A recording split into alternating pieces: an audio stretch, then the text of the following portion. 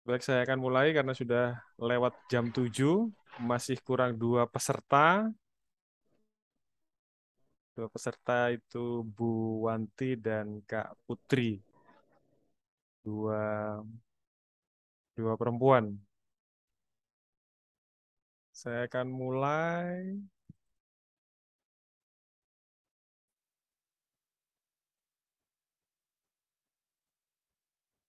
Malam ini kita akan membahas presentation skill, tema yang akan saya bawakan. Judul untuk webinar malam ini, saya ambil judul Making Great Presentation.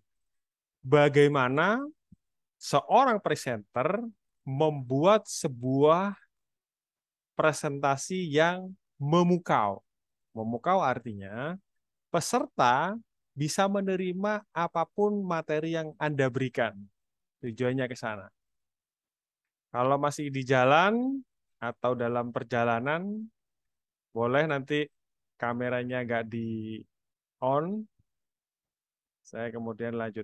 Untuk yang slide kali ini, saya ingin bertanya sama teman-teman semua yang hadir, benda apa yang akan saya tampilkan, kemudian pernah memegangnya.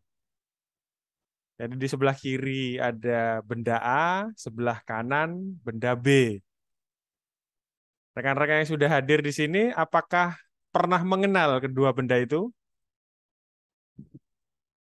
Yang pernah mengenal atau pernah pegang? On mic, boleh?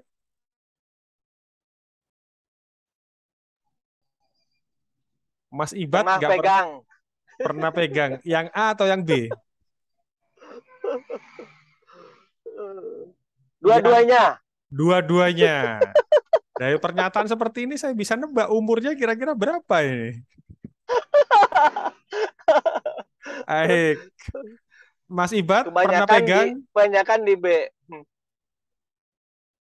Gimana Pak Hamdan? Kebanyakan di B megangnya. Oh di B, baik. Ya, Pak Ibad pernah pegang atau pernah punya? Punya dulu, pernah mendengarkan. Oh yang B ya, yang A pernah nggak? Yang A belum kayaknya, kalau yang A mah. Belum belum pernah pegang ya. Pak Belum, Yusuf belum. Taliudin on mic, on cam, silakan.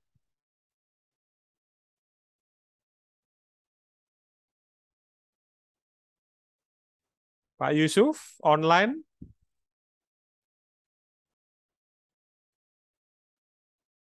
no respon.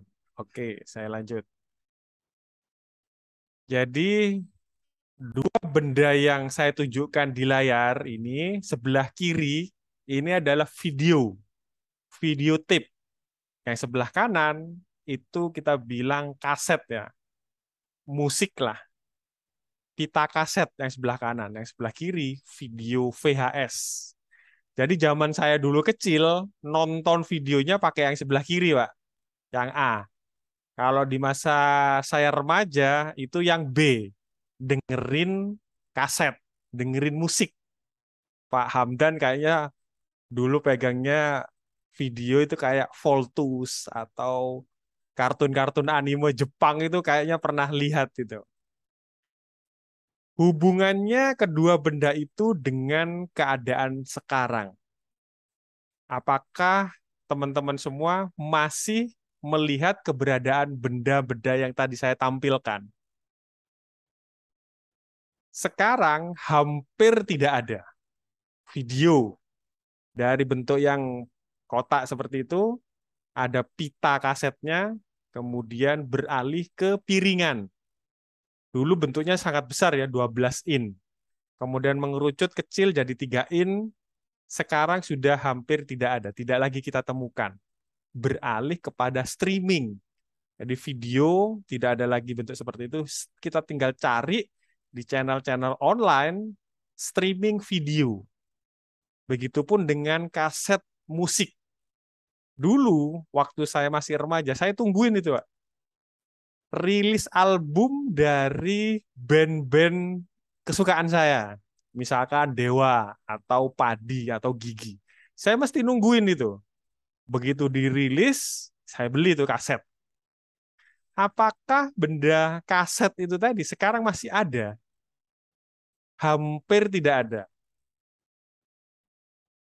Dari penyanyi, penulis lagu, grup band, sekarang ini rilisnya di platform-platform digital ya, semacam Spotify, Joox, YouTube bahkan. Mereka punya channel, kemudian rilis hari itu berapa lagu dalam satu album. Itu sekarang. Yang saat sekarang ini terjadi seperti itu. Dua benda itu punah. 15-20 tahun yang lalu, saya itu nggak pernah nyangka bahwa dua benda ini akan musnah. Bahwa hari ini ada seperti streaming. Kita tinggal cari Disney atau Netflix ya, pengen nonton video yang serial lah, nonton tinggal langganan, kita bisa lihat. Maknanya apa? Bahwa yang kita saat ini dapatkan, apakah masih bisa bertahan 5-10 tahun ke depan? Kita bicara tentang diri kita. Kita apabila kita tidak meningkatkan kemampuan kita, sama kayak nasibnya kaset video dan kaset. Suatu saat kita akan musnah. Musnah dalam arti bukan mati ya. Kita tidak lagi eksis. Kebutuhan akan diri kita tidak lagi diinginkan. Maka, perkenalkan, nama saya Trisa dari Lugas Bicara mempersembahkan presentation skill untuk bisa meningkatkan kemampuan presentation teman-teman semua supaya bisa terus meningkat. Jadi suatu saat apabila diminta untuk tampil, Anda eksis, Anda mampu, Anda bisa.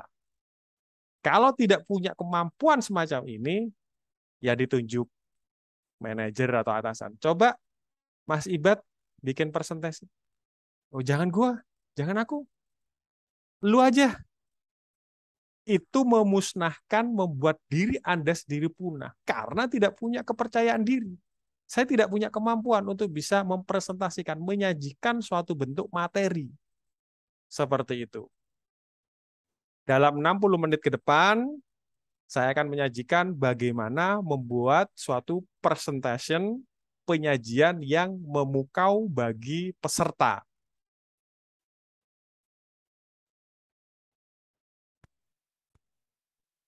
Kita simak video sejenak.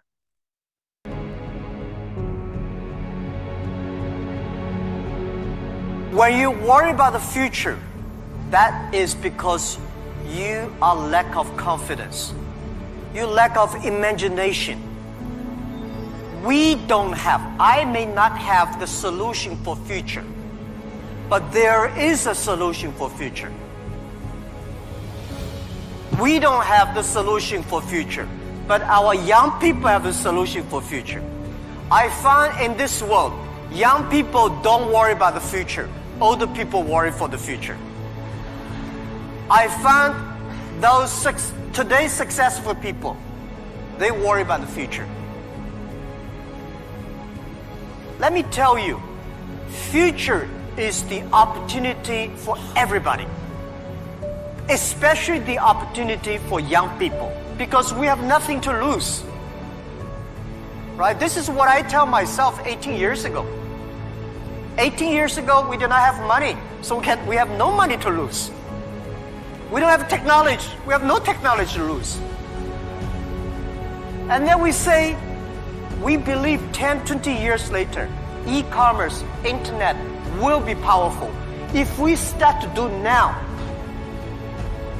when a lot of successful people don't like technology, don't like internet, we start to do it. 10, 20 years later, we will be the expert. 10, 20 years later, we'll be successful. So I think, don't worry about the future. Prepare for the future. Make your own future. Cloud computing, big data, artificial intelligence, they are new to anybody. You are successful, new to you. You are not successful, new to you. So what do you worry about? Second thing is, don't worry about the things the other people worry about, especially Don't worry about the things President and Prime Minister worry about. Worry about things you worry about. Everybody have too many things to worry about. If you do not worry about yourself, you worry too much about the world. Now, today Alibaba should worry about the world. You should not worry about the world. President Putin is worried about the world. You should not worry about the world. You should worry about when you graduate. How can you make a living? How can you do something that is different? How can you do something that is fun, interesting, and helping others?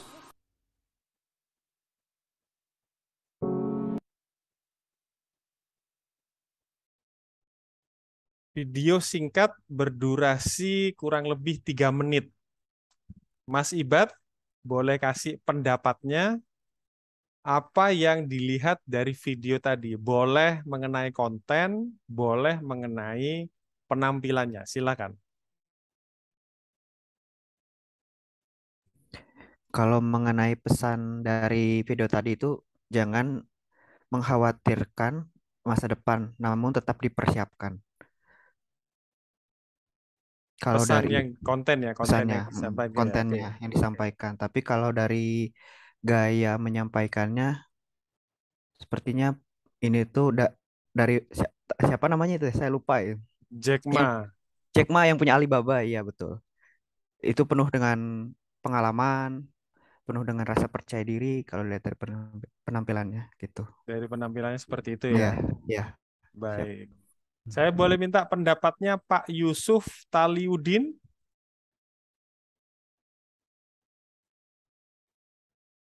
Pak Yusuf Taliudin.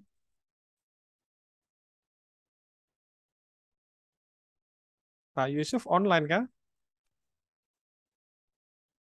Ini beneran manusia ini yang ngikutin.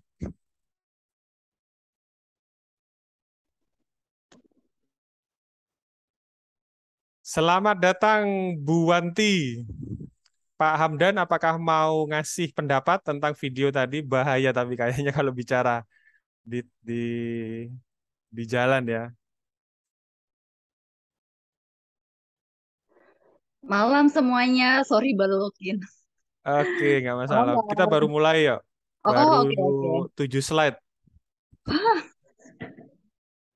Baik, tadi saya mengetengahkan satu bentuk video singkat 3 menit. Yang ingin saya bicarakan adalah bahwa dalam suatu penyajian, seorang Jack Ma, dia begitu powerful memberikan satu bentuk materi di depan sepertinya saya juga kurang tahu, di hadapan banyak orang sepertinya mahasiswa. Kayak model kuliah umum lah. Jadi didatangkan Jack Ma untuk memberikan satu bentuk materi penyajian. Yang bisa dilihat di sana adalah bahwa dia berbicara hanya dari pikirannya. Tidak ada slide, tidak ada PowerPoint. Dia hanya mengandalkan sebentuk mic kecil sebagai membantu supaya suaranya bisa sampai ke hadapan semua orang. Artinya apa? Jangan terpaku kepada PowerPoint. Itu hanya media penyampaian. Yang menjadi tokoh utamanya adalah rekan-rekan semua dalam membawakannya. Jack Ma tadi kan begitu bersemangat ya. Kalau misalkan boleh saya tanya, apakah dengan melihat video berdurasi pendek 3 menit itu, apakah teman-teman mau untuk melanjutkan mendengarkannya? Mas Ibad. Kira-kira Mas Ibad ini masih mau nggak nerusin si Jack Ma ini dalam memberikan kuliah itu tadi? Mau kayaknya, mau. Oh, oke. Bu Wanti nggak bisa jawab ya karena nggak tahu. Baik. Dari apa yang diberikan, itu nampak bahwa kita tertarik untuk ngikutin si Jack Ma ini meneruskan pembicaraannya. Nah, vibrasi semacam itu harus dimiliki oleh seorang pembicara, seorang presenter, supaya orang yang melihat kita tertarik untuk mengikuti dari awal sampai akhir. Tujuannya ke sana. Malam ini saya akan beberkan, jelaskan 3 kunci utama dalam suatu bentuk penyajian.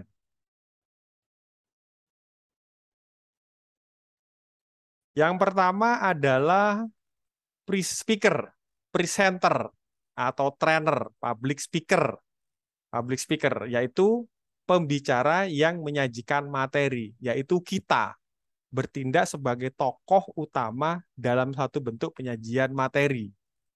Yang kedua adalah presentation-nya atau penyajiannya, materi yang akan disajikan. Saya tekankan lagi, materi yang akan disajikan, medianya bisa saja macam-macam. Bisa jadi tidak pakai PowerPoint, boleh.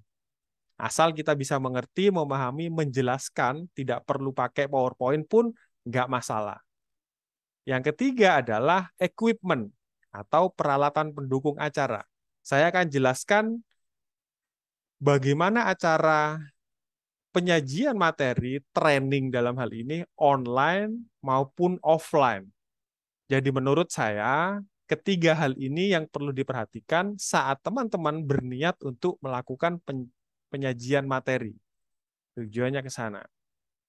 Tadi sudah saya sampaikan di grup untuk beberapa hal yang perlu diperhatikan. Yang pertama, video atau kamera wajib on untuk kita bisa berinteraksi. Jadi jangan kemudian karena kita ini online ya, tidak ada interaksinya. Saya ingin bicara dengan teman-teman, kepingin melihat kayak gimana sih wajah para peserta yang ada di sini. Pak Yusuf, masih online kah? Pak Yusuf, dari sejak gabung tadi belum bereaksi sama sekali. Seperti Bu Wanti ini kayak gimana sih bentuk mukanya? Dengan di-on-kan seperti ini ngerti. Jadi yang tampil di muka di layar laptop saya ini bukan cuman pemateri aja, semuanya pada matiin. Rata-rata webinar seperti itu, entah puluhan, entah belasan. Berkali-kali saya liatin acara webinar, kebanyakan nutupin, matiin kameranya dengan berbagai macam alasan. Makanya sore tadi saya beritahukan bahwa saya minta untuk videonya on, supaya kita ini seperti bertatapan face to face, berhadapan muka itu. Wajahnya kelihatan, saya pun nampak. Tujuannya ke sana. Kemudian yang kedua, acara dimulai on time jam 7 tadi ya. Bu Wanti agak sedikit terlambat. Jam 7 kurang 10 tadi sudah saya buka, jam setengah 7 tadi saya sudah siap-siap menyiapkan ruangan buat rekan-rekan semua. Kemudian penggunaan headset supaya enak dengernya. Saya dengernya enak, teman-teman bicara pun bisa mendengarkan dengan baik. Kemudian saya minta untuk mute mic-nya supaya tidak terlalu mengganggu teman-teman yang ada di dalam ruangan. Karena kebanyakan menggunakan headset, sensitif, ada berisik sedikit, semua satu ruangan kedengaran semua. Silakan gunakan fitur raise hand. Selama saya menjelaskan, boleh bertanya. Jadi ini forumnya adalah forum diskusi. Apa yang saya tahu, saya bagikan buat teman-teman semua. Boleh bertanya, tapi jangan potong saya bicara. Silakan raise hand. Pada waktu saya selesai bicara, saya akan persilakan Anda untuk bertanya. Boleh. Kemudian kita masuk ke topik yang pertama, yaitu speakernya. Bagaimana menjadi seorang good presenter, pemateri yang baik. Hal pertama yang perlu diperhatikan yaitu adalah pahami materimu. Jadi teman-teman dalam memberikan materi harus bisa memahaminya dengan baik. Contoh misalkan malam ini saya membicarakan tentang presentation skill terkait juga dengan public speaking misalnya. Saya memahaminya, saya punya pengalaman, maka saya sajikan kepada teman-teman semua supaya kita bisa berbagi ilmu. Seandainya teman-teman ingin berbagi sesuatu, pastikan teman-teman paham betul apa yang akan disampaikan. Jangan cuman karena ikut-ikutan tren, ikut-ikutan lagi rame, kemudian ingin membawakannya. Saya harap nggak seperti itu. Karena pada saat membawakan, saat penyajian, teman-teman akan mengalami kesulitan sendiri. Pertama saat menyusun materi, yang kedua adalah sesi tanya jawab. Pasti di akhir acara kan pasti ada sesi tanya jawab ya. Teman-teman kadang-kadang ada kurang jelas, minta penjelasan, bertanya lebih lanjut. Karena saya ahli dalam bidang ini, bertanya apapun saya berharap bisa menjawabnya. Kalau teman-teman kemudian tidak ahli dalam satu bidang menjelaskannya, pada saat bertanya itu nanti akan jadi repot. Karena jawabnya pasti nggak tahu, karena nggak kurang memahami atau menguasai materi terkait. Jadi hal pertama yang perlu diperhatikan adalah pahami materimu. Harus bisa mengerti sekali. Seperti itu. Hal yang kedua adalah atur volume, intonasi, dan kecepatan suaramu. Volume, intonasi, kecepatan suara. Jadi saya dalam hal berbicara tidak monoton bicaranya. Kadang saya cepatkan, kadang saya pelankan. Kadang saya naikkan nada suara saya, kadang saya pelankan. Naik turunnya itu secara dinamis dari sisi pendengar itu menarik, tidak membosankan. Bandingkan apabila teman-teman semua mendengarkan siaran radio, RRI misalnya. Di mana pembacaan beritanya itu datar.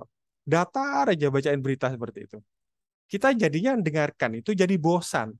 Kalau sudah bosan, tidak tertarik, apa mungkin materi yang disampaikan akan kita dengarkan? Tujuannya ke sana. Jadi kita harus bisa ngatur intonasi. Bagaimana menaikkan suara, bagaimana menurunkan suara, merendahkan. Artikulasi, intonasi, volume. Bagaimana misalkan saya bicara dengan sangat pelan, sehingga rekan-rekan semua ini tidak bisa mendengarkan. Saya pastikan volume yang teman-teman dengarkan harus bisa terdengar dengan baik. Bahkan mungkin teman-teman yang pakai laptop perlu dikecilin suaranya, karena suara saya harus bisa cukup keras gitu loh. Saya gunakan kebetulan pakai headset seperti ini memang ada tujuannya. Tempo hari saya pakai headset yang mic-nya yang ada di bawah seperti itu ya. Seperti yang dipakai Mas Ibad atau Bu Wanti pakai headset nggak itu ya? Seperti yang dipakai Mas Hamdan, Pak Hamdan ini ya. Mic-nya itu Enggak, Pak, posisinya enggak pakai. nggak pakai headset, oke. Mic-nya itu ada di bawah bagian bawah gitu kan. Dalam saya berbicara, kemudian mic-nya ada di bagian bawah agak kesulitan. Akhirnya apa? Kadang-kadang pemateri itu ngomongnya kayak gini nih. Selamat malam teman-teman semua, apa kabarnya? Saya akan membawakan satu bentuk materi. Gak keren, gak oke, gak bagus. Akhirnya saya tetap pakai headset seperti itu, tetapi saya pastikan bahwa volume suara saya masih bisa terdengar. Nah, dengan penggunaan headset yang seperti ini, otomatis saya bisa atur. Ini kan sudah pas di sini nih. Saya berteriak sedikit sudah pasti dengar.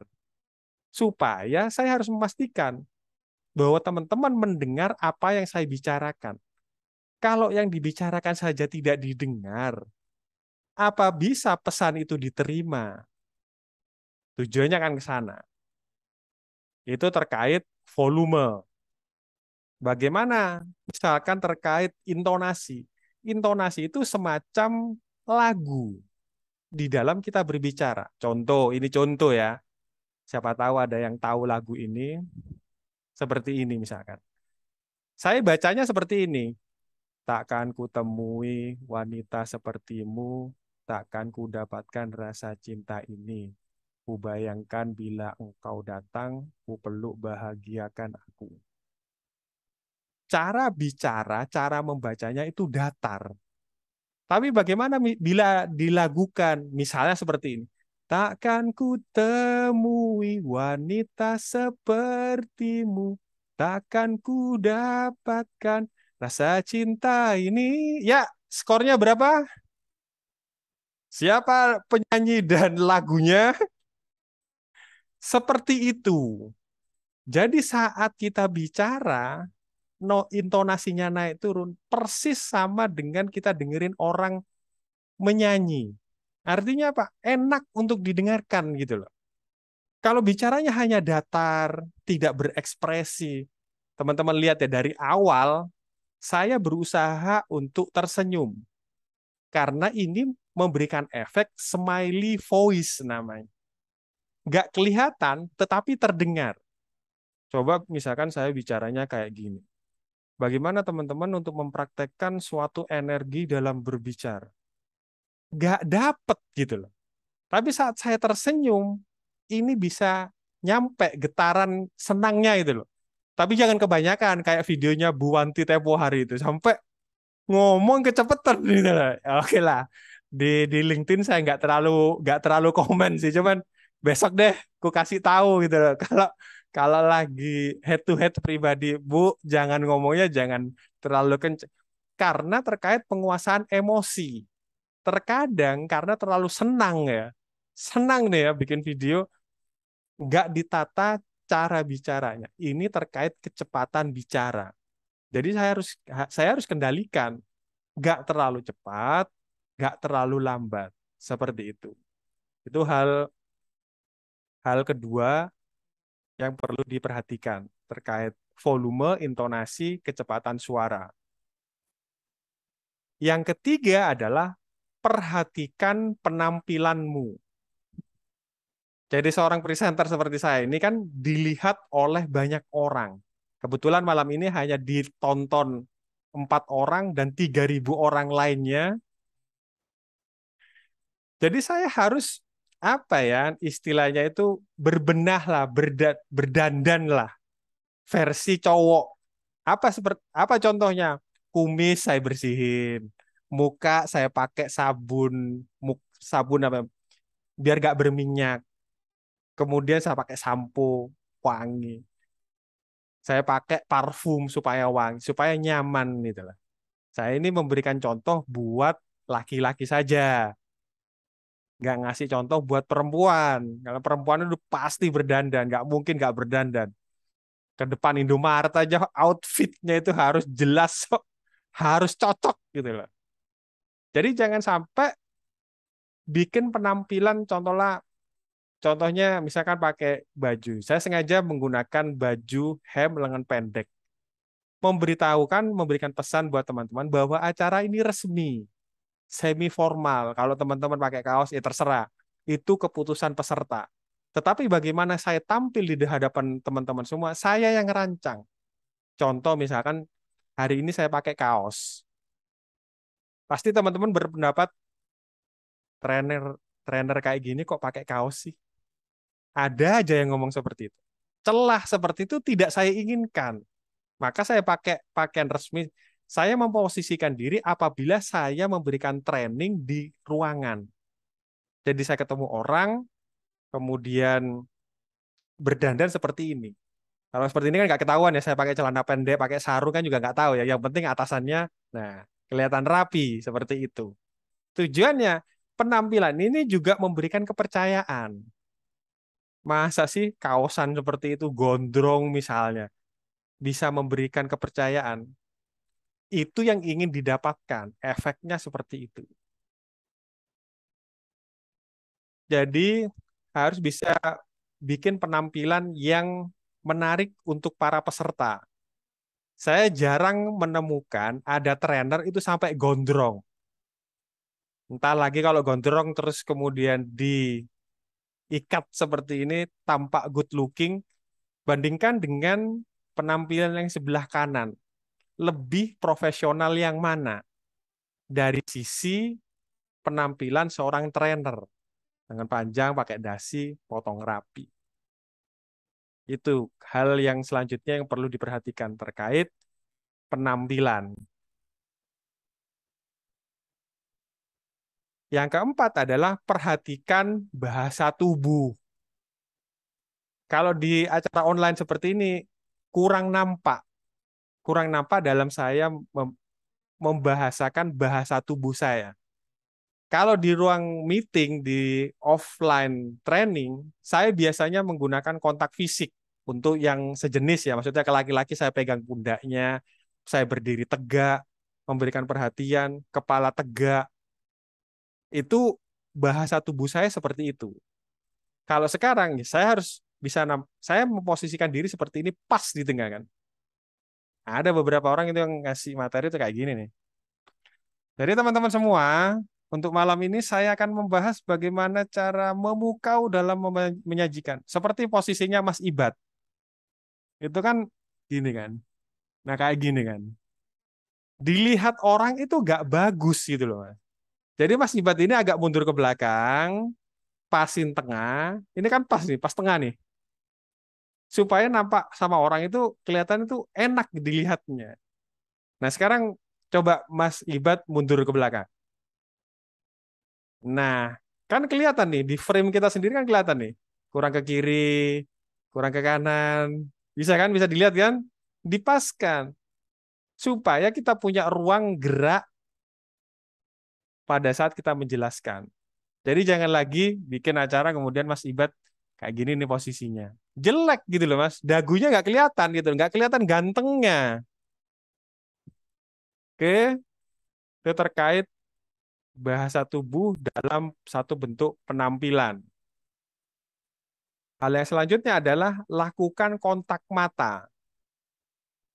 Inilah kenapa saya minta teman-teman untuk ngidupin kamera supaya saya bisa lihat. Seakan-akan teman-teman ini ada di hadapan saya. Lakukan kontak mata, sepanjang saya acara ini, saya akan terus memandang ke satu titik kamera di depan saya ini. Supaya nampak bahwa saya ini sedang memandang Anda. Ada beberapa trainer ya, naruh kamera itu di samping kayak gini. Jadi modelnya itu model cuek gitu kan, kayak gini. Kita ini harus memberikan perhatian sama teman-teman semua. Tapi dari samping seperti ini ngelihatnya. Settingnya harus di depan kamera. Harus di depan wajah seperti ini sejajar. Seakan-akan saya ini sedang memandang Bu Wanti. Jelas ke depan gitu kan. Tujuannya ke sana. Ini kalau online. Kalau offline, tiap peserta yang hadir dipandang satu persatu. Satu persatu ditatap matanya, tidak lebih dari 3 detik. Karena kalau lebih dari 3 detik, apalagi lawan jenis, itu nanti menimbulkan kecurigaan. Seperti itu. Jadi dipandang satu persatu, memberikan efek bahwa keberadaan mereka itu dihargai.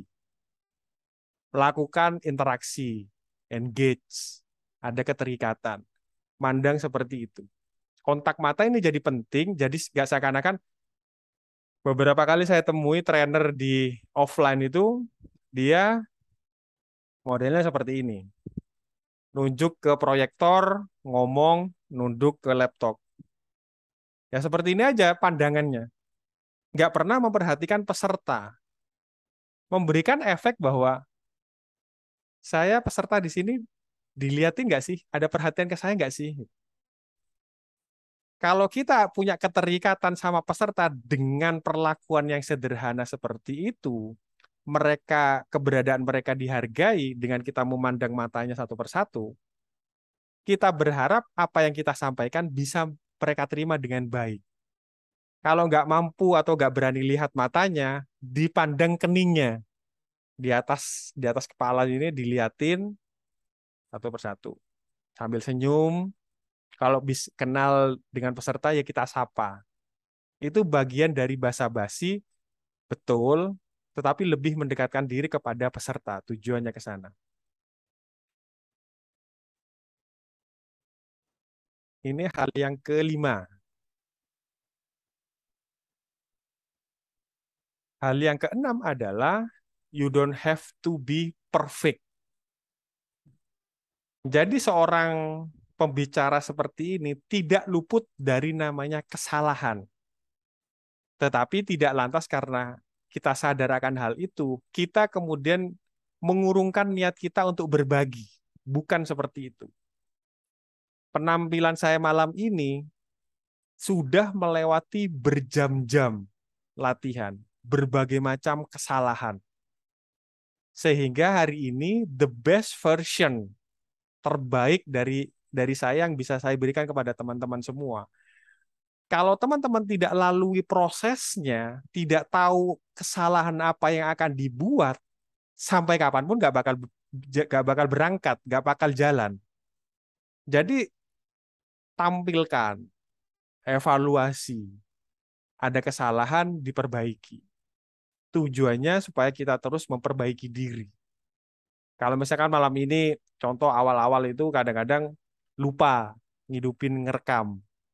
Udah bingung kan? Gugup, bingung, nggak direkam. Begitu pertengahan acara baru ingat, iya ini belum direkam. Itu yang pertama. Yang kedua, awal-awal saya ngasih materi seperti ini, nggak bisa senyum. Diem aja kayak gitu kan. Gugup kan? Gugup, nggak berani interaksi sama peserta, nggak berani ngomong. Ibarat kata godain Bu Wanti juga nggak berani. Kalau sekarang kan enak, sudah terbiasa gitu loh. Itu yang ingin didapatkan. Terkait juga dengan jam terbang. Jadi jangan berharap tampil besok sudah pasti baik. Belum tentu. Pasti ada kesalahan, kita terima. Pasti ada kekeliruan, kita perbaiki. Tetapi yang jelas adalah prosesnya itu terus berjalan. Itu yang kita inginkan. Jangan terpaku kepada hasil, proses yang kita tekankan. Hari ini kan ada rekamannya nih ya. Saya kadang-kadang ngeliatin hasil video saya, kira-kira ada kesalahan nggak sih? Kemudian saya mintain pendapat sama teman-teman. Hasil tadi malam kayak gimana sih? Sudah cukup engage-nya belum? Sudah cukup materinya belum? Itu kalau ada salah satu peserta yang saya kenal, saya tanya sebagai bagian dari evaluasi untuk terus memperbaiki diri. Jadi jangan terpaku kepada saya nanti takut salah, saya takut keliru, saya takut materinya nggak bisa jalan, nggak bisa menjelaskan materi dengan baik. Itu justru menghambat proses yang akan dijalankan. Kalau sudah berniat akan berbagi, ingin presentation skill, ya besok bikin materinya, bikin videonya, supaya pada saat presentasi yang sesungguhnya kita sudah cukup banyak jam latihan sebelumnya. Tujuannya ke sana, mempertinggi atau menambah jam terbang kita. Ini yang keenam, you don't have to be perfect. Tidak harus menjadi sempurna pada awalnya, tetapi tetap berproses. Yang ketujuh adalah kenali audiens. Jadi dalam berbicara, jangan karena ketinggian ilmu, kemampuan, keahlian yang begitu muluk, sehingga melupakan bahwa ada beberapa peserta itu ternyata nggak ngerti apa yang dibicarakan. Tempo hari saya di safety briefing rekan-rekan satu departemen, ada satu pembicara, namanya sebut saja Pak Budi lah. Pak Budi ngasih briefing nih sama teman-teman, handover pekerjaan lah, atau safety briefing pagi itu kan. Jadi teman-teman, pekerjaan hari ini bisa dilakukan secara parsial. Teman-teman kerja di Jeti, teman-teman yang lain kerja di bagian yang lain. Kemudian saya diem kan, dengerin. Selesai dia bicara, saya tanyain satu persatu. Ada 5 atau 6 orang gitu kan. Saya tanyain satu-satu. Kamu ngerti arti kata parsial enggak? Enggak, Pak. Kamu? Enggak ngerti, Pak. Kamu? Oh, ngerti, Pak. Jelasin, ngomong salah gitu kan. Kamu? Saya bilang sama Pak Budi, itulah Pak Budi. Dalam kita berbicara harus bisa memahami peserta kita, pendengar kita. Jangan ngomong muluk-muluk bahas tentang parsial, ternyata yang dengerin itu juga nggak ngerti. Kalau sekarang, teman-teman ini kan saya rasa cukup dewasa, cukup pendidikan. Terkoneksi di LinkedIn kan profesional kan. Jadi bahasa-bahasa yang saya berikan, kata-kata yang saya berikan, saya berharap teman-teman mengerti semua. Tujuannya penggunaan low standard. Jangan high standard. High standard itu kan kita, pembicara. Kemudian berpikir secara egois, saya sudah ngasih ini, masa sih nggak ngerti? Kita harus bisa mengenali audiens kita. Apabila di salah satu peserta di sini, misalnya nih, ada pendidikannya SMA. Ya saya yang harus menyesuaikan dengan bahasa mereka. Jangan kemudian ambil standar yang tertinggi yang kita punya. Jangan seperti itu. Itu namanya trainer yang egois. Yang ketujuh adalah mengenali audiens kita supaya bahasa penyampaian bisa sesuai dengan audiens kita. Kemudian yang kedelapan, lakukan interaksi dengan peserta. Contoh pembukaan tadi. Saya tanya nih sama Pak Hamdan, sama Pak Ibad, menanyakan slide pertama saya. Itu bagian dari interaksi. Jadi jangan bikin slide 60 menit. Peserta ini nggak dilibatkan. Jenuh, Pak. Bosan. Teman-teman pasti pernah ngikutin ya.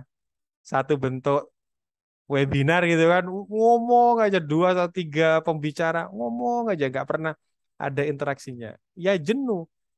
Kejenuhan semacam itu membuat otak pikiran kita itu kan jadi malas gitu loh. Ngantuk gitu kan. Akhirnya apa? Ya akhirnya nggak didengerin. Saya ini sedang meminta waktu teman-teman sepanjang 60 menit ke depan. Meluangkan waktu. Kalau saya tidak bisa menyampaikan materi saya dengan baik, artinya saya menyia-nyiakan waktu 60 menit teman-teman semua untuk hadir di sini. Maka yang saya lakukan adalah mengoptimalkan semua cara penyampaian sehingga 60 menit teman-teman dengerin materi saya dapat gitu loh. Dapat ilmunya. Nah, kemudian 60 menit tadi Pak Trisa habis nerangin apa ya? Itu namanya menyia-nyiakan waktu peserta yang sudah diberikan kepada saya. Saya nggak mau seperti itu. Maka saya berlaku untuk mengoptimalkan semua aspek. Ini yang ke-8. Yang ke-9 adalah, ini yang paling penting menurut saya adalah latihan. Yang sebelah kanan ada yang tahu namanya? Atlet lari sprint 100 dan 200 meter, pemegang rekor tercepat. Ada yang tahu namanya?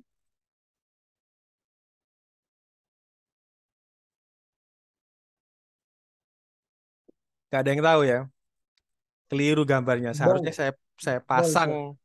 Siapa? Pak Yusuf? Bol, Usain Bolt Bol, ya. Sir. Nama lengkapnya siapa?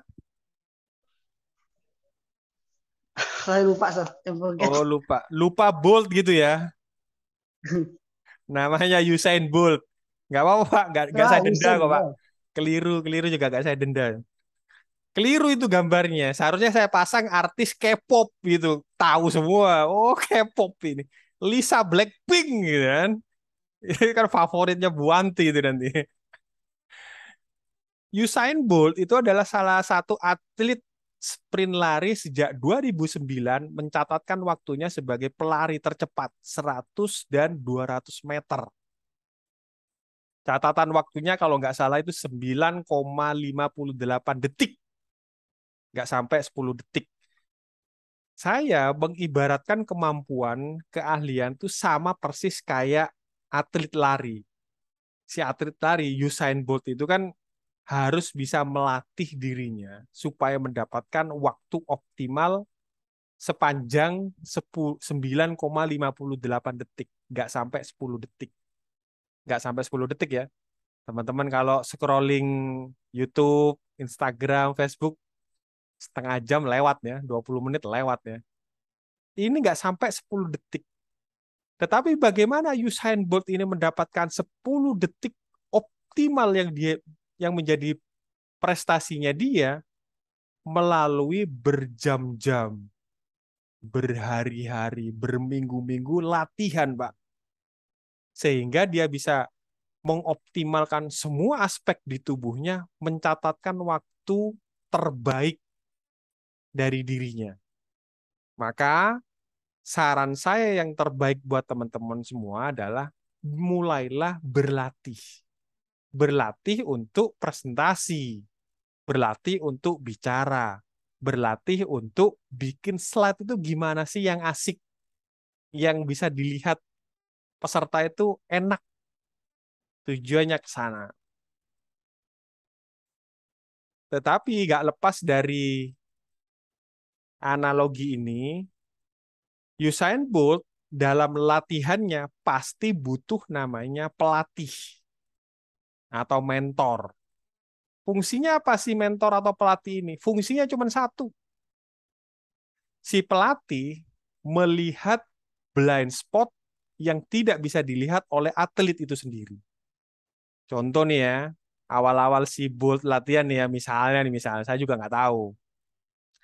Dia lari 100 meter katakanlah 20 detik. 20 detik kan catatan waktunya. Dihitung. Dari sana dilihatin nih sama pelatih. Kayaknya berat badanmu kurang deh. Masih kurang dari yang seharusnya. Kurangin deh berat badannya.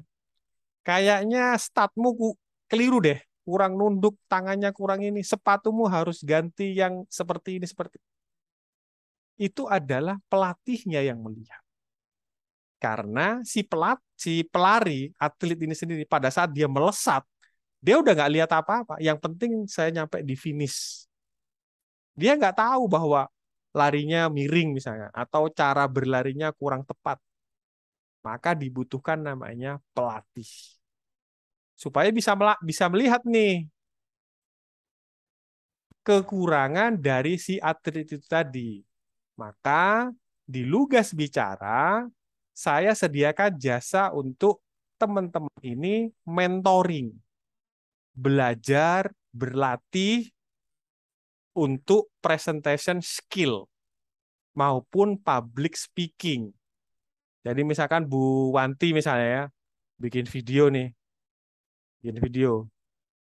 Jangan seperti itu Bu bikin video. Videonya terlalu pendek, jangan terlalu banyak tulisan, nggak bisa tersampaikan pesan.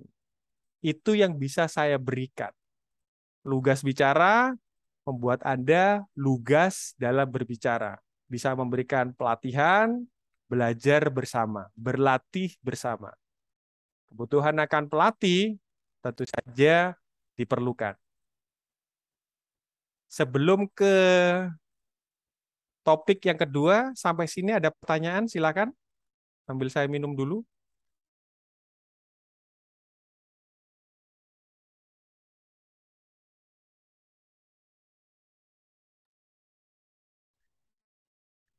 Mau tanya Pak.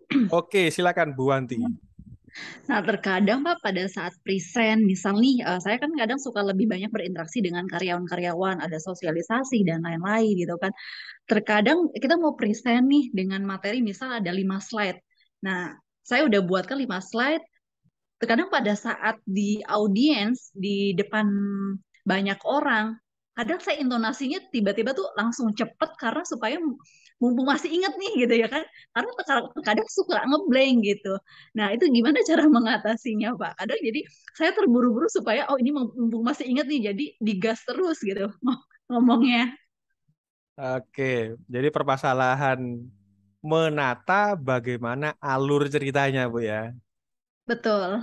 Nah, kalau dari cerita Bu Wanti ini, saya bisa prediksi bahwa slide yang ibu buat itu full of text. Betul atau betul? Iya, Iya, terlalu panjang. iya. Akhirnya apa? Yang muncul di tampilan itu deskriptif.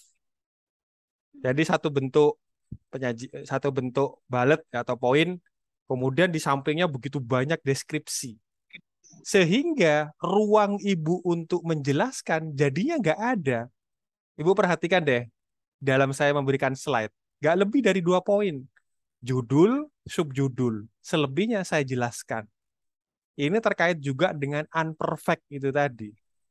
Ibu dalam menjelaskan suatu bentuk materi, sosialisasi misalnya. Tidak setiap apa yang kita ingin sampaikan, yang kita ingat, itu harus disampaikan semua. Enggak, Bu. Maka dari itu, yang tertulis di slide itu adalah keyword-nya. Jangan deskripsinya. Deskripsinya, cara kita memahami materi itu jauh lebih penting. Contoh misalnya, saya akan memberikan penjelasan tentang bagaimana membuat mie. Mie yang baik membutuhkan 3 unsur utama, tepung, telur, dan minyak. Yang saya tulis di slide pertama, telur. Bagaimana cara memilih telur yang baik? Bagaimana menentukan telur yang baik? Bagaimana adonan? Nah, seperti itu. Saya jelaskan tentang telur di slide yang pertama. Slide yang kedua, saya jelasin tentang tepung misalnya. Tepung ini seperti ini loh yang dibutuhkan untuk bikin mie yang enak. Harus yang merek ini. Belinya di toko ini. Jadi ada rentetannya. Kebanyakan, saya bilang kebanyakan, bikin slide itu nggak ada benang merahnya. Sehingga terjadi yang seperti Bu Wanti jelaskan tadi. Satu slide pertama udah numpuk nih. Ini kayaknya penting nih, taruh. Slide kedua, oh ini penting juga ditaruh. Karena dari awal tidak diberikan namanya tujuan. Tujuan itu adalah kerangka dasar. Saya awal tadi, Bu Wanti belum datang, sudah bilang, tujuan kita malam ini untuk meningkatkan kemampuan presentation skill teman-teman semua. Nah, dari tujuan yang saya berikan di awal, barulah saya berikan slide per slide-nya untuk mencapai tujuan. Jadi jangan dibalik. Ibu bikin slide-nya dulu, baru dibikin tujuannya. Manusia itu dirancang memang segala macam sesuatu itu ada tujuannya. Contoh misalnya, saya sama Pak Hamdan misalnya kan. Saya ngajakin Pak Hamdan nih, Pak Hamdan, ntar sore ngopi yuk, nongkrong yuk. Hal pertama yang ditanyakan Pak Hamdan adalah kemana? Pasti tanya seperti itu. Itu terkait tujuan. Sekarang punya Bu Wanti, dikasih tujuan nggak awalnya? Sosialisasi itu tadi.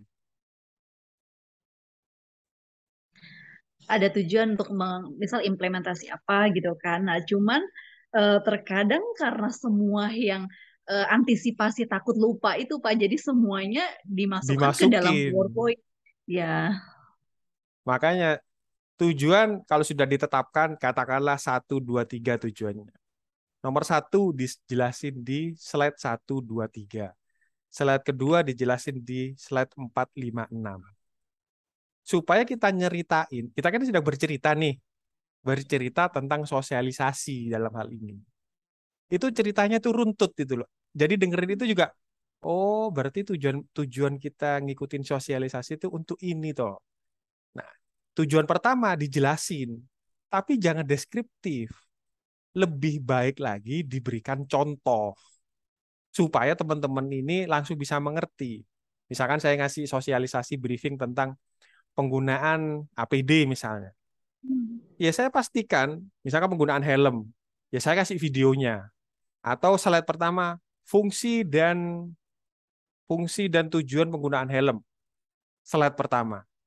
Ya, sudah ditulisin di sana jenis dan fungsi helm. Itu aja. Dalam saya menjelaskan, saya jelaskan bahwa fungsi helm adalah 1, 2, 3. Tujuannya untuk 1, 2, 3. Seperti itu.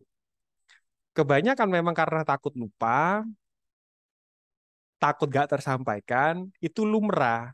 Terkait tadi penjelasan saya, unperfect. Gak bisa, Bu. Ibu kepengen bicara, sudah merangkai kata-kata, keluar semua. Saya takut lupa nih, saya dicatat aja, dicatat. Gak seperti itu. Saya gak pernah seperti itu. Kadang-kadang setelah webinar selesai, kemudian saya baru ingat. Oh iya ya, saya belum menyampaikan. Peserta kan nggak tahu. Peserta itu nggak bakal tahu apa yang Anda lupakan. Karena memang nggak disampaikan. Sama, tapi kan sosialisasi itu kan sudah terstruktur. Hal-hal utama yang mendasar, itu jangan sampai lupa. Itu yang ditulisin. Ibu nanti lupa, ternyata lupa hal mendasar. Jangan seperti itu. Mungkin itu jawaban dari saya, Bu Wanti. Terima kasih. Ada lagi pertanyaan?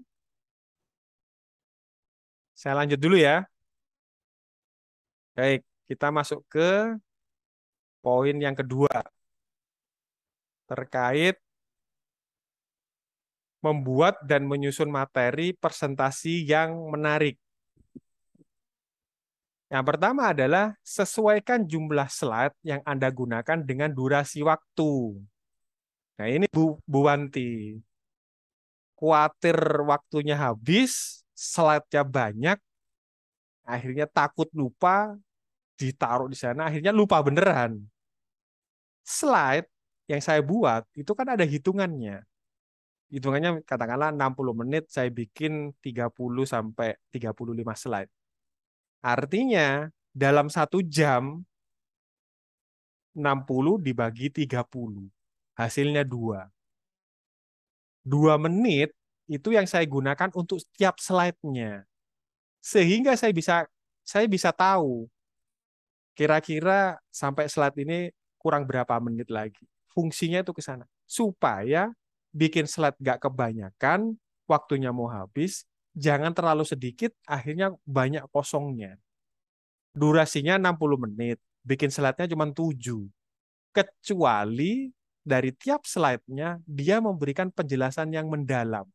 Sampai misalkan 5-10 menit misalnya. Nggak masalah.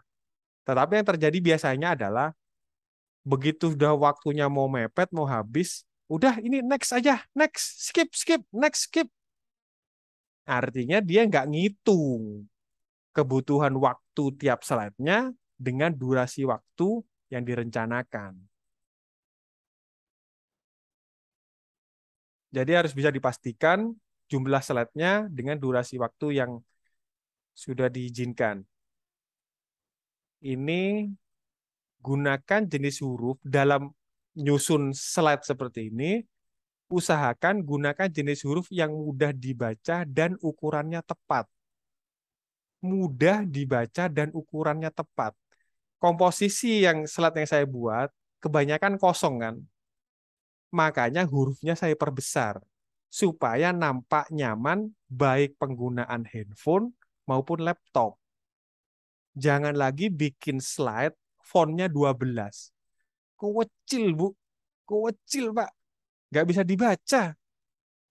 Lagian kalau slide ukuran font kecil seperti itu, ruang kosongnya kan jadi banyak. Contoh ya saya berikan contoh punya saya seperti ini. Kosong kan sebelah kanan, saya isi dengan gambar atau dengan contoh. Seperti ini kan, contoh sebelah kanan saya beri gambar visual tentang jam. Fungsinya apa? Supaya nggak terlalu kosong, lebih berwarna, lebih menarik. Gitu. Font atau jenis huruf yang digunakan, pastikan bisa sesuai dengan acara Anda. Minim, ukuran font itu kan terkadang di jenis font yang berbeda, ukurannya sama, tetapi besar kecilnya jadi beda. Biasanya yang saya gunakan minimal itu 20 ukurannya. Kalau kita bikin A4, ngetik, itu ukurannya 12. Biasanya ya, 12 atau 11 ya. Kalau bikin slide seperti ini, jangan lagi dipampang deskriptif satu kotak penuh, dibikin fontnya 20 atau 30. Itu yang saya sebut dengan busy slide. Jadi padat sekali.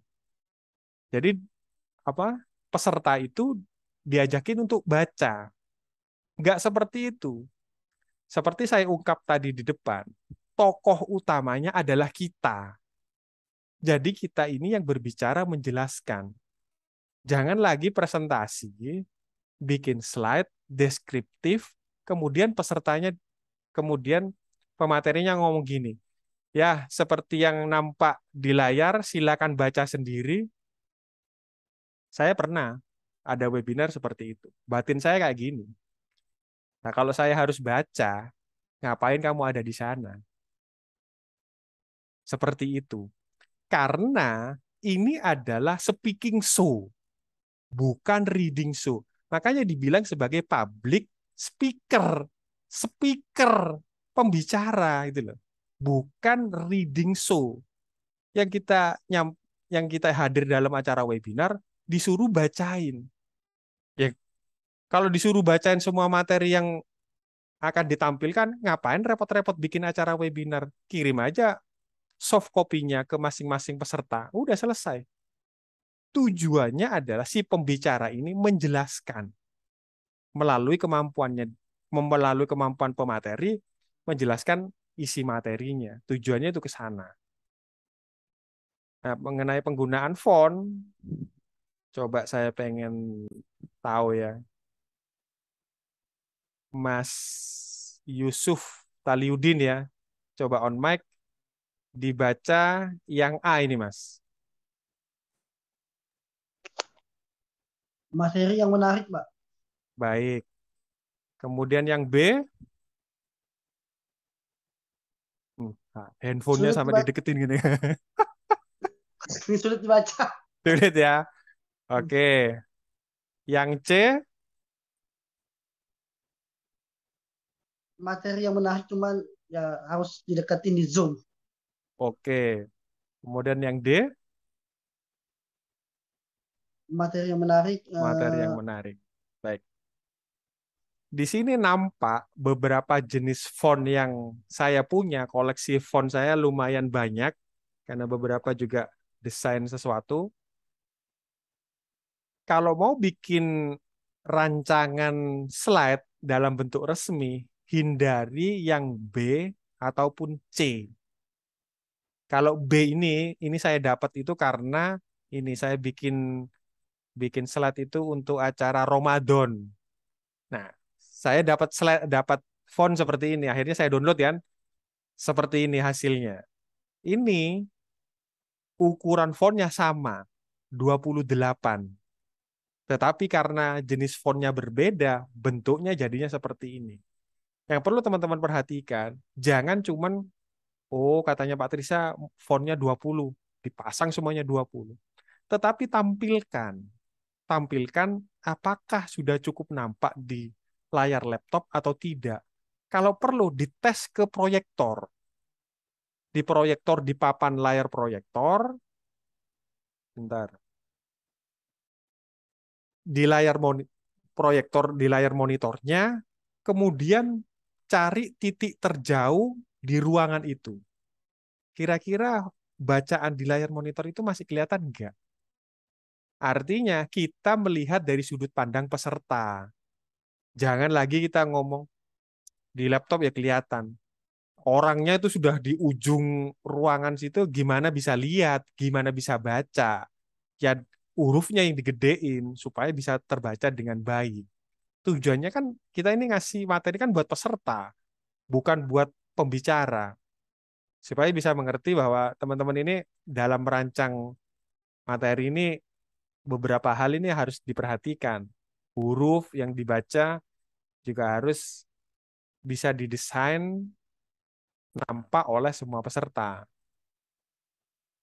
Ini yang kedua. Kemudian yang ketiga, boleh manfaatkan grafik, tabel, dan gambar. Selain teks, sebaiknya disisipi juga dengan gambar. Kalau misalkan kita akan menampilkan grafik atau angka, boleh saja seperti ini. 30%, 65%, 80%. Tetapi akan jauh lebih menarik, misalkan kita berikan seperti skema di sampingnya. 30% batang birunya segini, 65% segini, 80%. Jadi tampilannya itu menarik. Dilihat itu, oh pencapaian bulan ini ternyata 30%. Naik dari bulan kemarin. Yang sekarang 60%, yang kemarin 30%. Itu dalam penyampaian grafik dan data. Boleh seperti itu. Jadi dibuat semenarik mungkin. Kemudian, hindari membuat desain yang buruk. Bagaimana contoh desain yang buruk?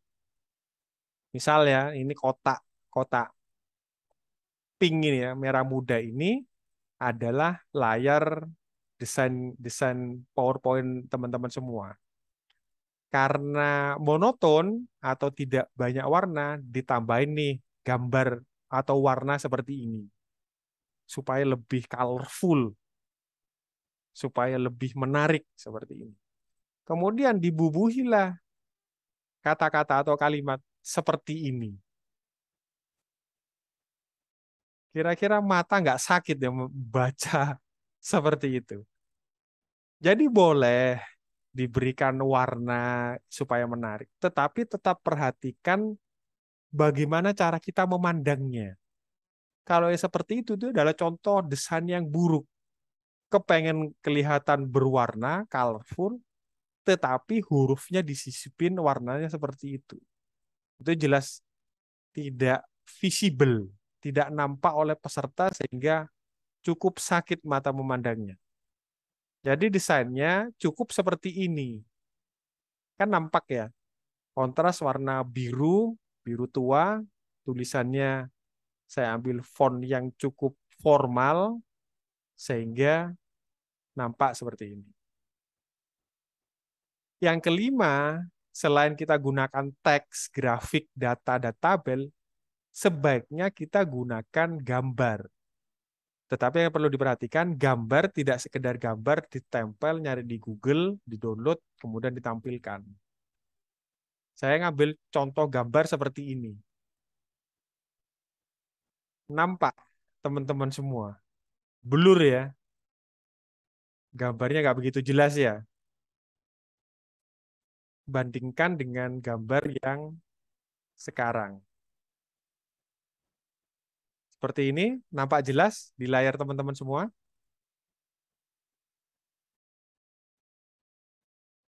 Dalam memilih gambar, perhatikan kualitas apa namanya pikselnya, kualitas diagonal, panjang, tingginya piksel, kemudian besarnya file. Semakin besar file, berharap kualitasnya. Tetapi ini nggak bisa nampak nyata cuma dari ukuran. Taruh di PowerPoint-nya, digedein, pecah atau tidak pada waktu muncul di layar monitor, di layar laptop seperti ini. Kalau nggak pecah, dilihat nggak pecah, maka boleh digunakan. Gambar digunakan untuk penguat pesan, supaya bisa memahami keterikatan antara penjelasan dengan gambarnya. Tujuannya ke sana. Ini penggunaan gambar. Kemudian, ini yang kadang-kala tidak kurang diperhatikan oleh para pemateri, yaitu typo. Penulisan yang salah. Salah huruf, salah titik, salah penempatan kata atau hurufnya. Teman-teman melihat materi saya, ini kan orang banyak nih. Satu saja kesalahan itu langsung nampak. Karena yang lihat banyak. Contoh nih ya, contoh. Kira-kira ada berapa banyak kesalahan yang tampil di layar? Kalau ada salahnya, kira-kira salahnya berapa?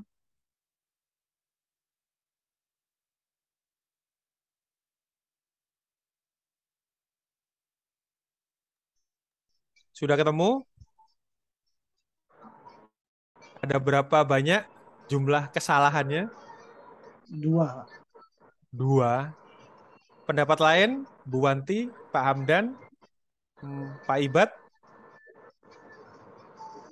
Dua ya, typo sama warna ininya, warna hurufnya. Karena pink sama pink.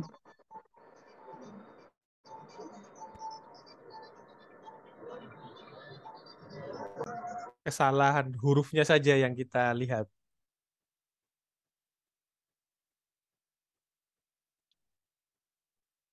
Ada berapa kesalahan? 2, 3, 15, 20?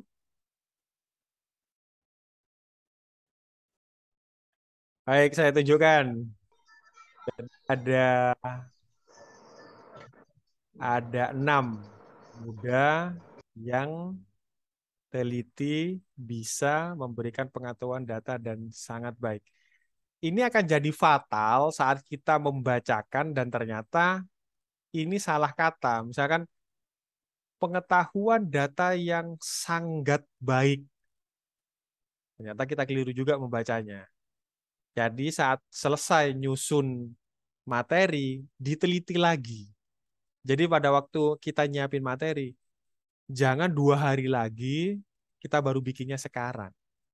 Setidaknya sisakan waktu 2 minggu atau seminggu lah. 2 minggu bikin, seminggu kita teliti, 2 hari atau 3 hari sebelumnya sudah siap.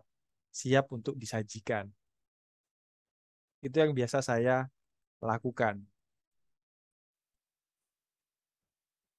Yang terakhir adalah kurangnya persiapan. Seperti apa bentuknya?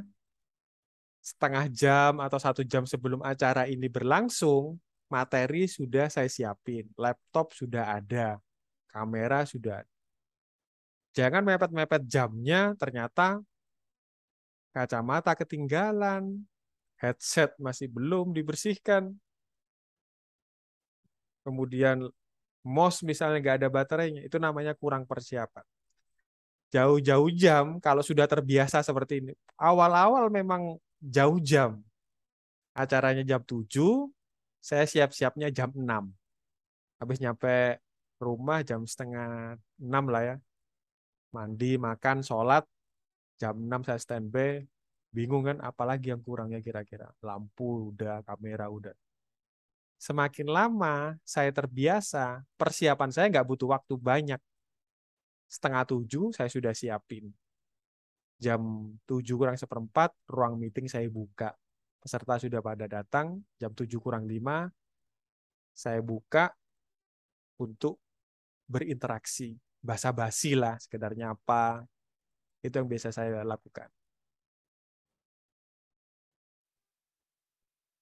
Kita akan membahas ke topik yang ketiga. Sampai di sini ada pertanyaan? Atau saya lanjutkan dulu? Saya lanjutkan dulu ya. Tinggal satu topik lagi, yaitu tentang equipment.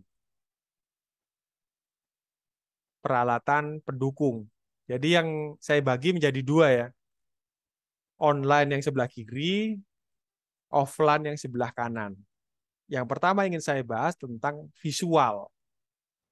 Visual atau penggunaan video atau kamera. Wajah dan background terang. Jadi teman-teman, saya menggunakan virtual background, saya menggunakan lampu, seperti ini wajah saya kalau nggak menggunakan lampu. Bagaimana supaya terang? Ya saya pakai lampu meja, atau agak bagusan O-ring, boleh digunakan. Karena apa? Karena teman-teman sepanjang waktu ini kan menatap wajah saya.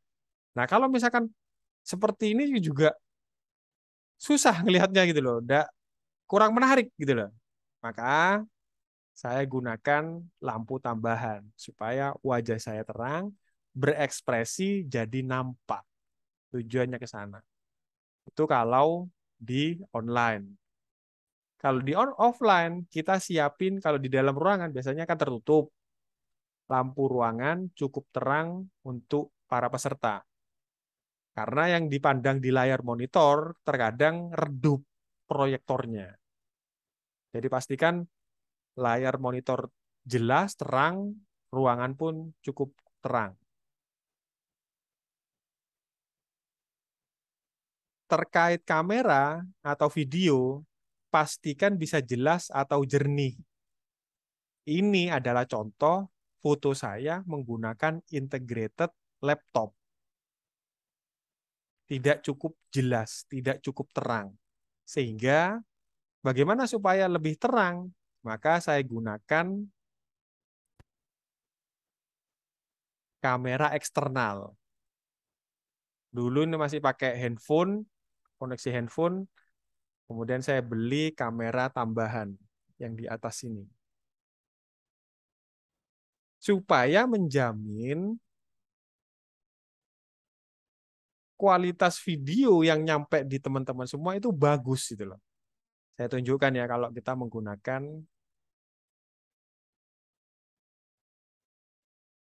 kamera laptop bawaan. Seperti ini. Nampak bedanya kontras ya. Ini menggunakan kamera laptop. Jadi kalau teman-teman ingin nampak memukau, ya harus modal dikit. Beli integrated kamera seperti ini nggak lebih dari 200.000, tapi hasilnya cukup bagus. Koneksi pakai USB sudah cukup memuaskan. Ini contoh fotonya seperti ini. Ini penggunaan visual. Untuk penggunaan audio, pastikan suara dan mic terdengar dan bisa mendengar. Jadi sebelum acara ini dimulai, saya harus pastikan mic saya ini bisa berfungsi dengan baik. Jadi salah satu fiturnya di Zoom ini ada tes mic. Begitu tes itu kan direkam suaranya. Ya saya ngomong cek cek cek cek cek cek cek cek. Nah, rekamannya itu muncul lagi bisa didengarkan. Oh berarti sudah bisa mendengarkan.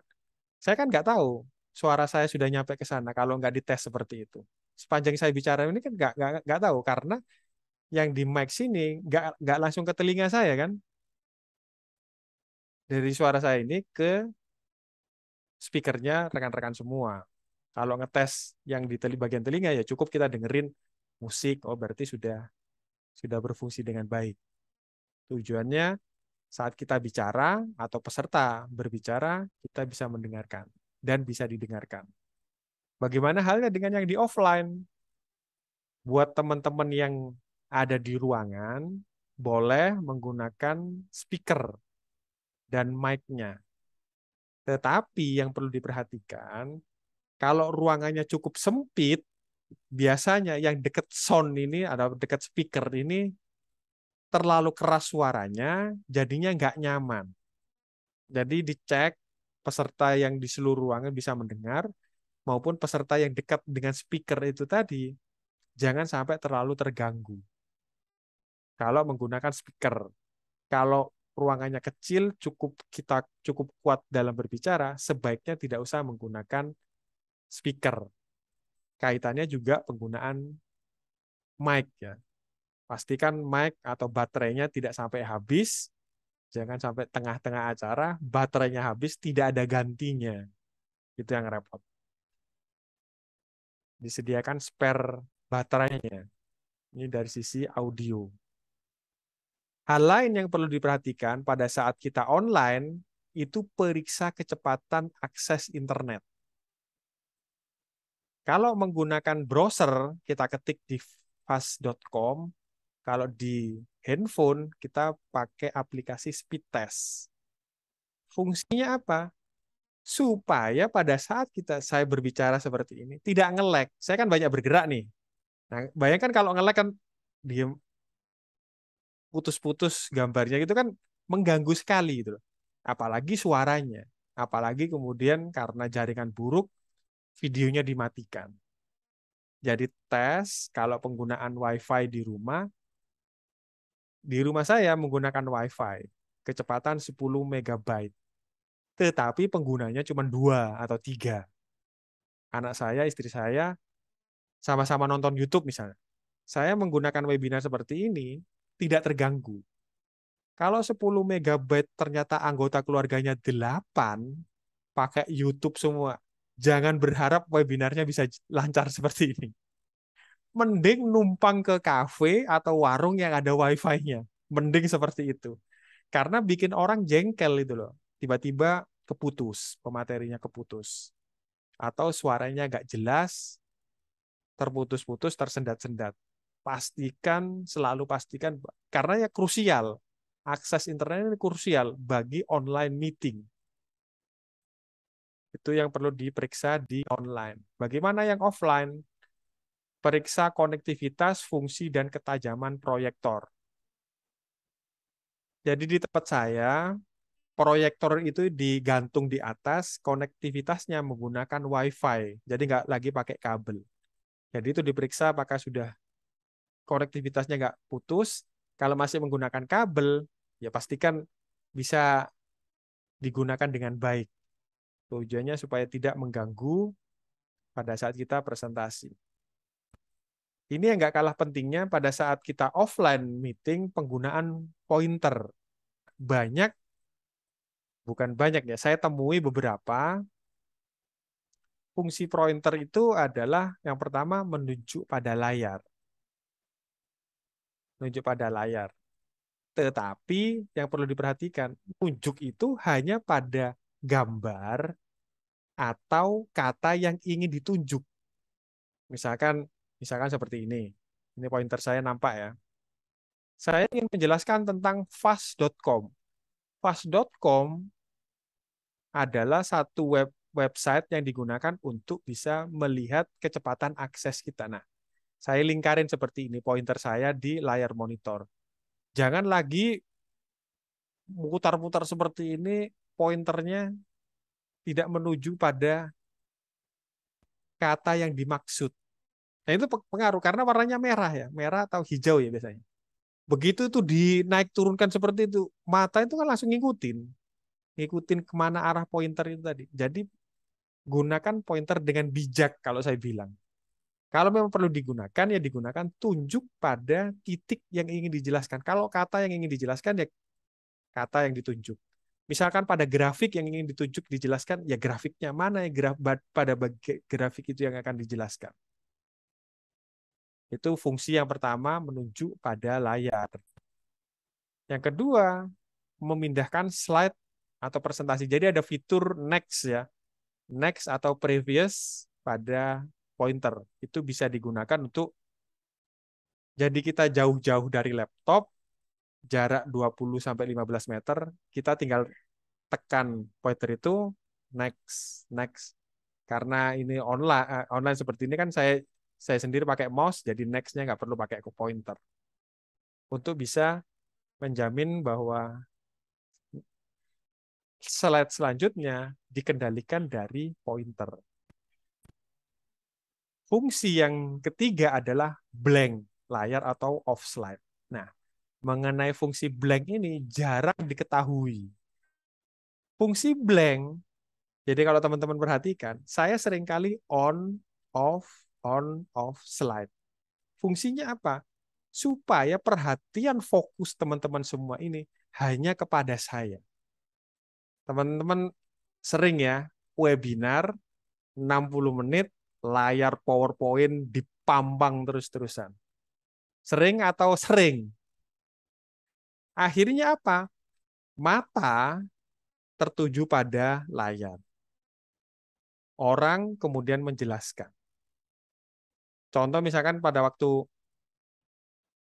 pada saat mata digunakan, telinga ini tidak berfungsi. Contoh, ada teman mainan handphone. Asik nih ya. Panggil namanya. Misalkan, Mas Yusuf. Mas Yusufnya asik mainan handphone. Mas Yusuf, 2 kali nggak kedengaran. Ketiga, Mas Yusuf. Baru dia noleh. Artinya apa? Pada saat mata memandang layar monitor, kemudian kita berbicara, sebagian pesan itu tidak didengarkan. Makanya saya matikan. Kalau online seperti ini saya matikan. Kalau offline, layar itu saya blank.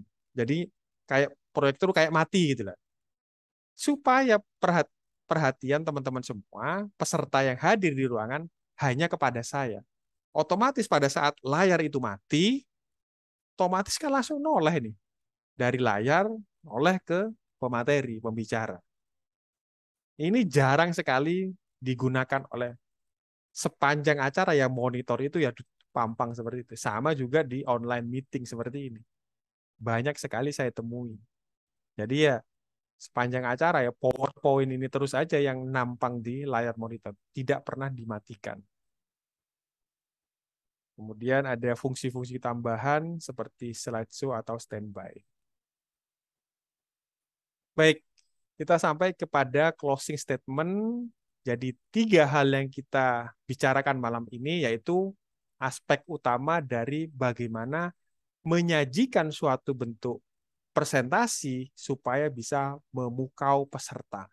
Yang pertama dari speaker, yang kedua dari materi atau presentation, dan yang ketiga adalah dari sisi equipment. Ketiga hal ini tadi yang perlu teman-teman perhatikan supaya peserta itu bisa mengingat pesan yang disampaikan oleh teman-teman semua pada saat penyajian materi. Sampai di sini slide saya. Silakan pertanyaan on mic langsung, tidak perlu di kolom chat. Ada pertanyaan, silakan. Jam 8.27.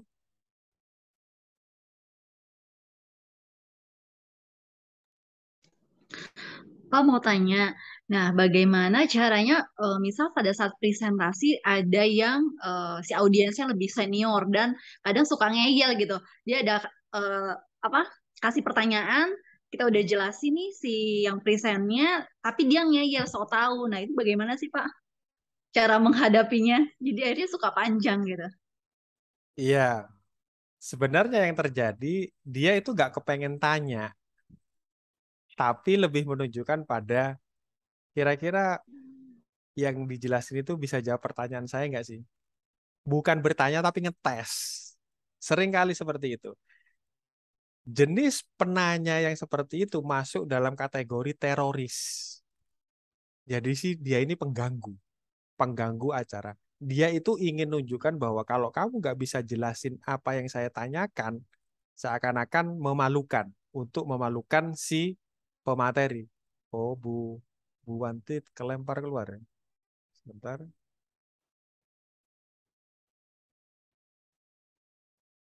Putus jaringannya kayaknya.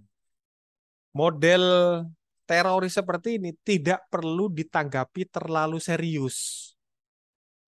Kita jawab semampu pengetahuan kita, semampu yang kita bisa jawab, kemudian alihkan ke penanya yang lainnya. Jawaban paling cerdas yang bisa kita berikan pada tipe orang yang seperti ini adalah terima kasih atas pernyataan dan informasi tambahan. Saya lanjutkan ke penanya lainnya. Udah, dia nggak bakal tanya lagi. Karena sudah kita tutup.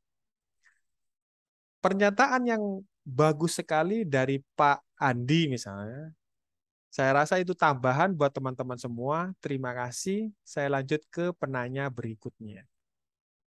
Karena kita yang memiliki acara ini, jangan biarkan orang lain merusaknya dengan pertanyaan-pertanyaan konyol yang seakan-akan mau ngetes kita. Jangan seperti itu. Atau cara mengantisipasinya dari awal kita bikin pernyataan. Untuk acara webinar malam ini, forumnya adalah forum diskusi. Jadi saya tahu teman-teman di sini sudah banyak yang lebih senior dari saya. Jika ingin berbagi, silahkan nanti kita berbagi. Silakan berikan pendapat Anda supaya kita bisa berdiskusi bersama. Kita merendah lebih dahulu. Dengan seperti itu, dengan pernyataan di awal seperti itu, harapannya si senior-senior yang tengil itu tadi tidak lagi ngetes kita. Itu sih. Pak Bu Wanti jaringannya putus ini. Yang lainnya ada pertanyaan, silakan. Atau cukup?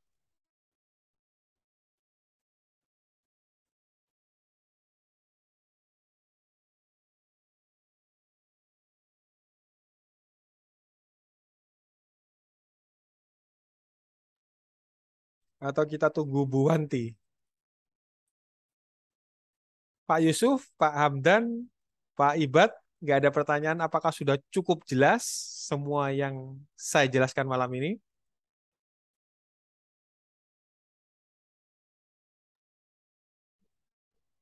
Cukup jelas, Pak.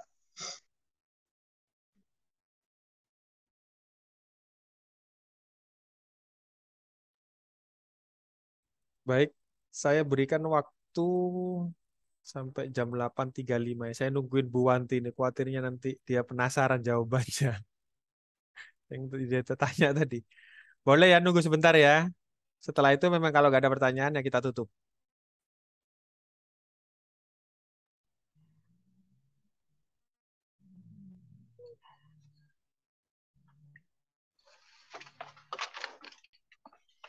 Ini Pak. Oke, silakan. Sudah berhenti nih ya. Belum. Di rest area, berhenti dulu. Oke. Silakan. Ini pengalaman kalau memang tadi kalau menyimak dari apa yang dipaparkan, saya pribadi lebih ke yang visual tadi itu di PPT itu menampilkan foto-foto kalau kita lagi present kegiatan kita kepada atasan, kita lebih senang memperlihatkan bahwa foto-foto apa yang telah progres, apa yang telah kita lakukan. Ketika memperlihatkan visual atau foto tersebut, kita akan lebih berkembang gitu dibanding dengan teks. Kalau teks ternyata kebanyakan teks ternyata di tengah-tengah malah lupa apa yang kita akan sampaikan, poin apa yang kita akan sampaikan, begitu Pak. Oke. Jadi sebaiknya menggunakan foto. Foto untuk progres.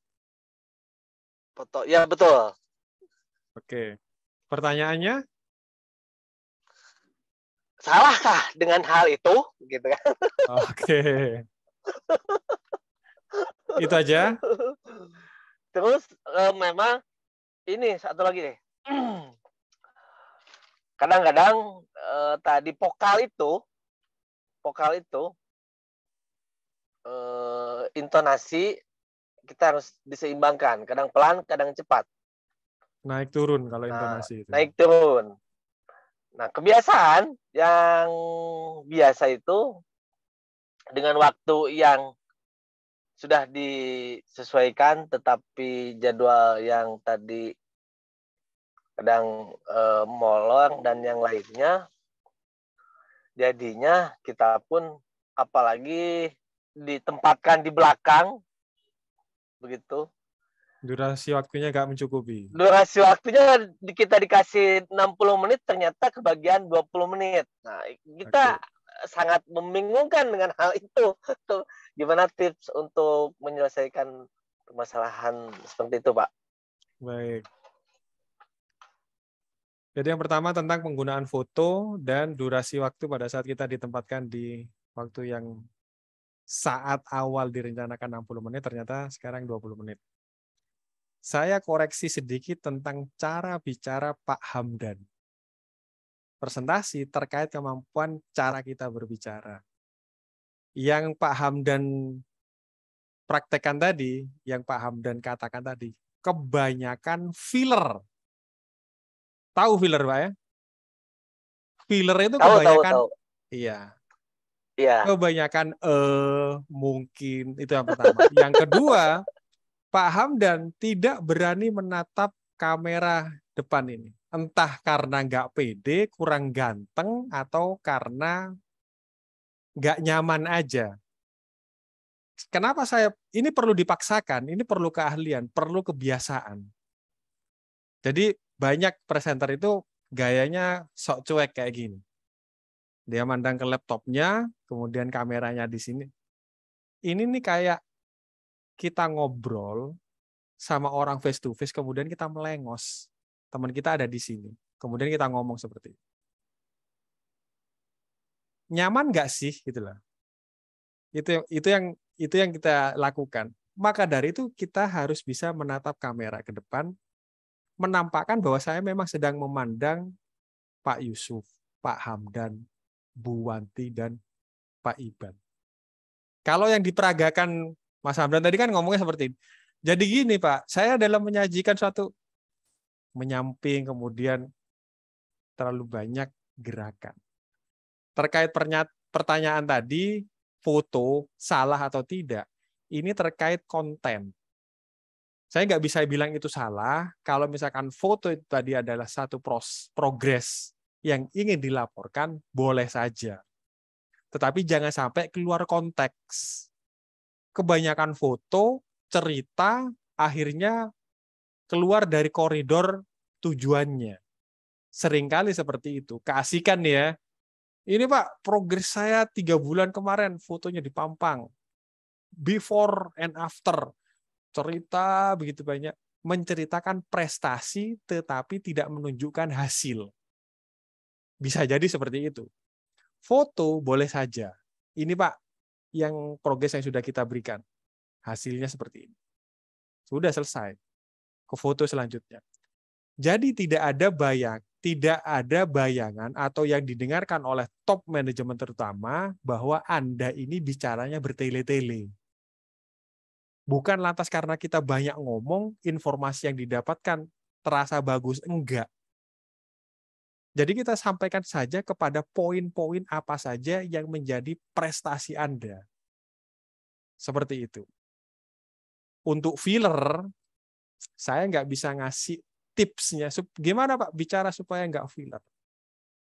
Saya bicara ini sudah berjam-jam yang lalu, Pak. Penuh banyak latihan.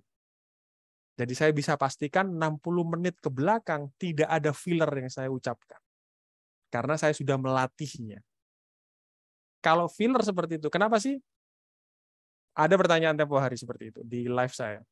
Emang dilarang ya pakai filler? Emang haram ya? Kita bicara tentang standar. Kalau cara bicara Pak Hamdan seperti itu, kira-kira top manajemen bisa percaya nggak? Meragukan, terbata-bata, tidak terstruktur. Itu kesan yang didapatkan saat orang kebanyakan filler. Hal kedua kenapa filler itu nggak boleh, itu melemahkan pesan. Contoh, pagi ini saya ingin menyampaikan 3 progres kerja. Pagi ini 3 hal yang akan kita lakukan. Yang pertama, pembersihan gedung. Yang kedua, perapian rumput. Yang ketiga, pembersihan AC. Nggak pakai filler, semuanya jelas. Itu kenapa speaker profesional tidak mengucapkan filler word. Pak Hamdan boleh berlatih karena ini tidak instantly didapatkan. Tidak kemudian malam ini ngikutin saya ya, acara saya. Berharap besok pagi udah ahli ngomong saya kayak nggak bisa, Pak. Bukan nggak bisa, Bapak harus berlatih berjam-jam. Mengingat bahwa filler itu bagaimana cara menanggulanginya. Sebaiknya tidak diucapkan. Mau ngomong, tahan. Tahan. Seperti itu. Terus pertanyaan yang kedua, mengenai durasi waktu. Jadi dalam menyampaikan sesuatu, apapun bentuknya, termasuk Bu Wanti, dalam bikin video, itu unsurnya hanya ada 3. Opening, konten, closing.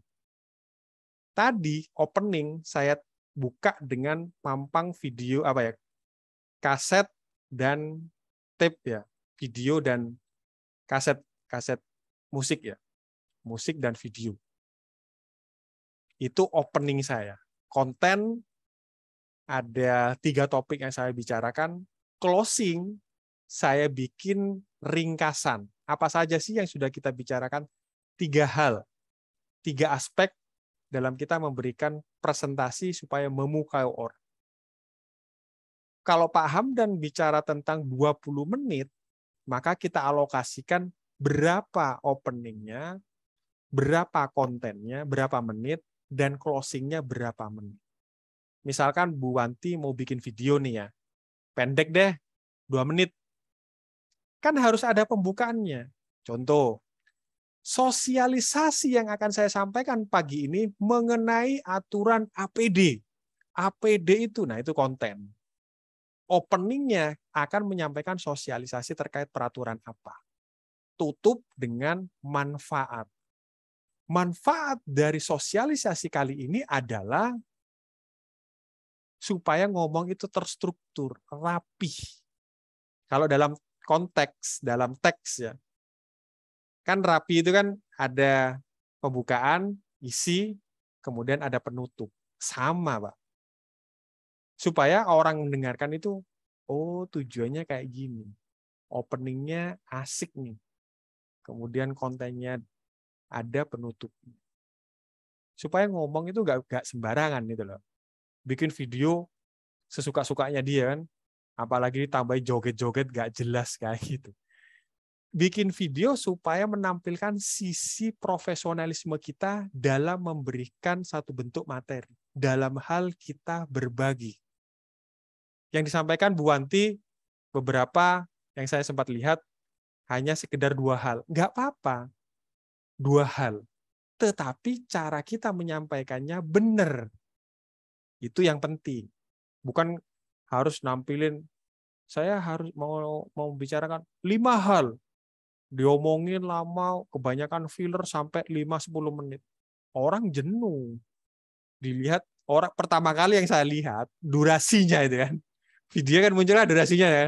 Di ujung, oh 2 menit aja, mau deh saya lihat. Kalau sudah tontonan 10 menit, wah ntar deh saya lihat pada waktu istirahat. Karena 10 menit itu lama gitu loh. Kalau tidak cukup menarik pada waktu opening, orang nggak bakal lihat. Jadi saya bikin video di LinkedIn 2 atau 3 menit. Itu pun setelah kira-kira 20 menit latihan lah. Baru video itu saya posting. Jadi nggak sekali take, video itu jadi enggak. Saya bikin latihan. Kira-kira saya mau ngomongin ini. Seperti itu. Seperti itu Pak Hamdan, cara kita membagi durasi waktunya. Dengan keadaan yang seperti itu, Pak Hamdan tuh harus ngerti porsi durasi Pak Hamdan itu berapa. Kalau sampai kelewatan, itu ganggu yang lainnya. Menunjukkan bahwa Pak Hamdan itu nggak profesional. Jatahmu lo 30 menit. Kenapa kamu tampilkan sampai 45 menit? Mengambil jatah waktu orang lain. Seperti itu jawaban dari saya. Ada lagi pertanyaan sebelum 8.45 kita tutup? Ada pertanyaan? Cukup? Cukup mau kau? Besok mulai berlatih. Nggak mungkin teman-teman mendapatkan satu bentuk keahlian tanpa latihan. Nggak mungkin. Saya pastikan itu. Dengan tampil seperti ini, memberikan saya cukup banyak latihan bagaimana cara saya handle. Oh iya, pertanyaan Bu Wanti tadi.